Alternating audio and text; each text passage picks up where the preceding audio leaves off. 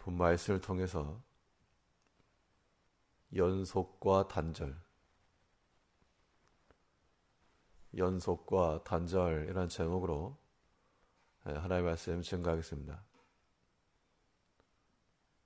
고 이건희 회장이 남긴 재산이 상속세만 10조 원에 이른다고 합니다. 빚을 남기는 그런 사람이 있는 걸 생각해 보면 그 자녀들에게는 큰 기업을 유산으로 물려준 겁니다. 우리 신앙인의 삶이라고 하는 것도 우리 자신이 영위할 뿐만 아니라 이 또한 우리도 물려주는 겁니다. 꼭 자녀에게만이 아니고 이 믿음이라고 하는 것은 이 공동체성이 있어서 자녀들이 되었건 아니면 믿음의 형제들이 되었건 우리와 함께하는 사람들에게 그 영향을 끼칠 수밖에 없습니다. 그럼 우리가 무엇을 물려줄 것인가? 빚을 남겨주거나 다른 사람들에게 고통이 될 것을 남기지 말고 유익함을 남겨줘야 됩니다. 그래서 우리 삶 가운데서 우리 자신에게서 끊어버려야 될 것이 있고 또 연속해서 흘러가게 할 것이 있는 겁니다. 그러면 이 단절할 것과 연속할 것, 무엇을 단절하고 또 무엇을 연속되게 할 것인가? 오늘 본 말씀을 통해서 살펴보시면 먼저는 이 어리석음에 대해서는 단절시켜 나가야 됩니다. 우리 자신으로 충분한 겁니다. 그 어리석음의 행동과 행실이 우리에게서 더 이상 나가지 않도록 우리에게서 끊고 단절시켜 나가는 것이 필요합니다. 이 어리석음이라고 하는 것이 그러면 왜 생기는가? 이 판단력 부족 때문에 이 무지함이 생기게 될 것인데 우리가 바로 알지 못하면 이 어리석은 일들이 우리의 유산이 될 것이라 그랬습니다. 그리고 본문 18절에서 어리석은 자는 어리석음으로 기업을 삼아도 이 잘못된 생각과 판단을 가지고 나가니까 그 결과 열매를 자신이 본다 그 이야기입니다. 자기 자신만 그러면 모르겠는데 한 사람의 잘못된 생각과 판단이 주변에도 영향을 미치죠. 특별히 한 공동체에서 영향을 끼치는 그런 위치에 있는 사람이 이 오판하게 되면 전체가 해로움을 받는 겁니다. 그래서 우리는 이러한 무지함이 우리 가운데서 생기지 않도록 퍼져나가지 않도록 잘 막아야 됩니다. 어린 아이라 해도 사탕 뒤에 있는 그 쓴맛을 알면 거절합니다. 근데 우리가 다들 세상의 단맛에 취해서 사단이 걸고 있는 그 미역은 보지도 못한 채 계속해서 넘어지고 계속해서 끌려가다 보니까 그런 잘못된 판단들이 결국 우리의 어리석음과 무지함으로 나타난다 그 이야기입니다. 그럼 이러한 어리석음을 해결하고 이 무지함에서부터 탈출할 수 있는 방법이 있겠는가? 근본적인 문제들을 다루어야 됩니다.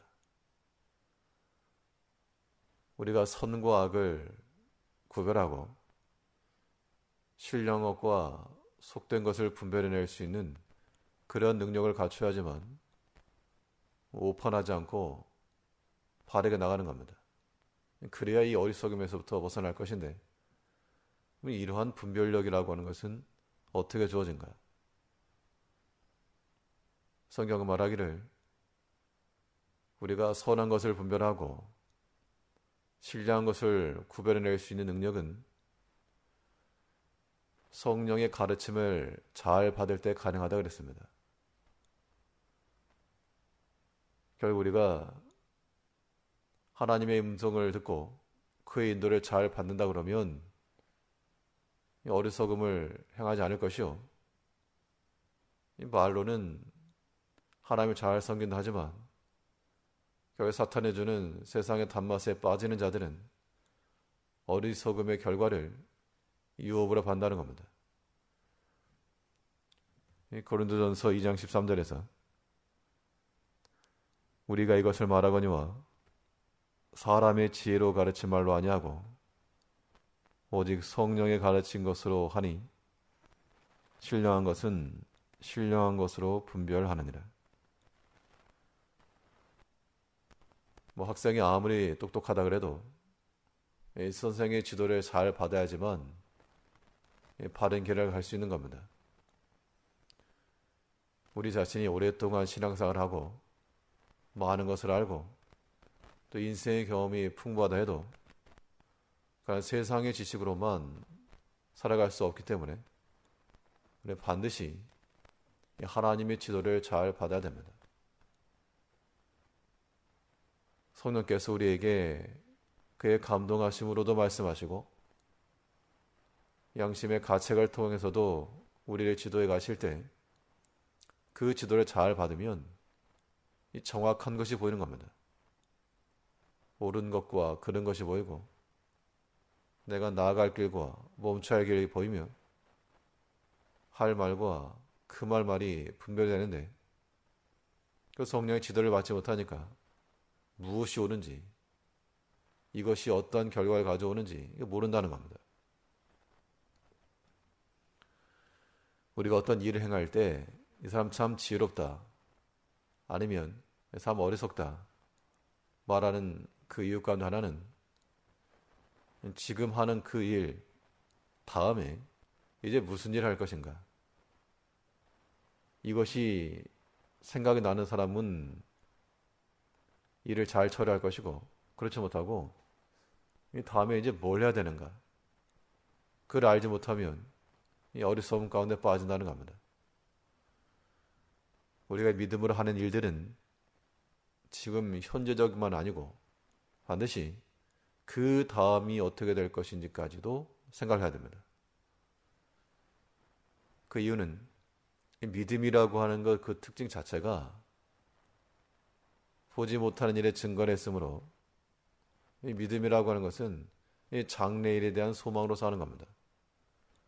그런 의미에서 우리가 믿음으로 말하기도 하고 믿음으로 행동하기도 하는 것인데 그것이 곧 우리 삶 가운데서 어리석음을 벗어버리고 이 무지함에서부터 탈출하는 길입니다.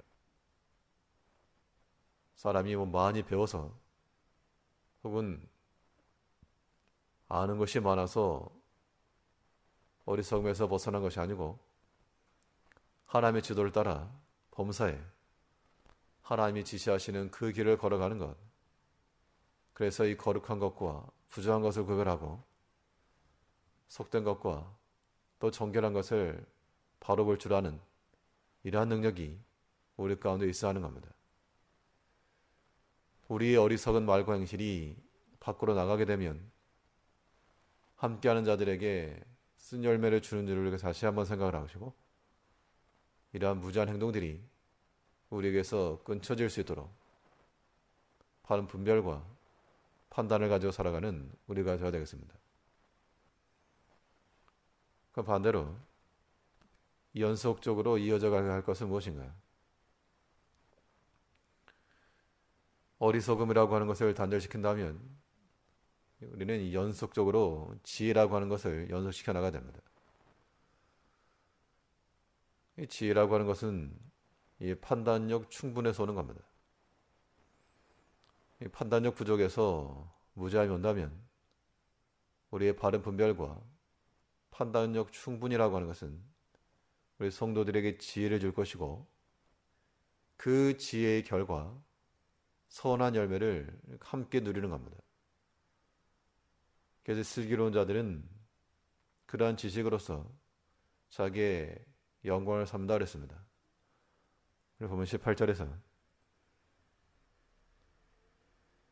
어리석은 자는 어리석음으로 기업을 삼아도 슬기로운 자는 지식으로 면류관을 삼느니라.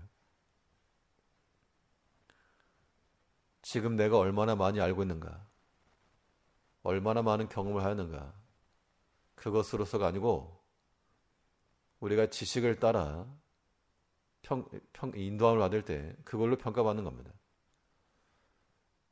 어린 자녀들이 그들이 가지고 있는 지식은 짧고 그들의 경험은 미흡할지라도 이 부모의 가르침과 충고를 따라 행하게 되면 거기서부터 지혜로운 판단이 가능합니다. 이 사람이 똑똑한 것 같아도 자녀들이 부모보다 세상적 지식이 많을 수 있지만 이 경험이 주는 지식과 지혜라고 하는 것은 따라할 수 없습니다. 우리가 세상의 지식을 많이 가지고 있어도 하나님의 지혜를 넘어설 수가 없고 하나님의 뜻을 알 수가 없기 때문에 우리가 하나님의 지혜를 받아 살아가면 반드시 이기는 그런 구조입니다. 그럼에도 불구하고 우리가 여전히 영적 유아들이 되어서 이 사단의 사탕발림에 속아 넘어가는 것, 이것이 우리의 추구할 바는 되지 못하고 이제 우리는 어리석음을 단절하고 지혜로움이 우리 가운데서 확산돼야 되겠는데, 이 지혜의 근본은 세상 지식에 있지 않고 여호와 경외함에 따르습니다. 하나님을 경외하는 마음을 가지고 그 사랑하는 마음을 가지고 나아갈 때 그들의 모든 언사가 지혜인 겁니다. 이제 오늘 삶 가운데도 우리의 보는 것과 듣는 것, 또 말하는 것과 행하는 모든 것들이 하나님을 경외하며 두려워할 줄 알며 사랑하는 마음 가운데 생활할 때 이것이 우리의 지혜가 되고 우리에게서 터난 이 지혜로운 것이 또 다른 사람 형제들에게도 선한 유익함을 끼칠 것이라는 생각을 가지고 이 어리석음의 무지함은 끊고 하나님의 주신 지혜로움은 퍼뜨려 나갈 줄 아는 그러한 연속의 삶을 살아가시는 우리 성도님들 되시길 바라겠습니다. 기도하겠습니다.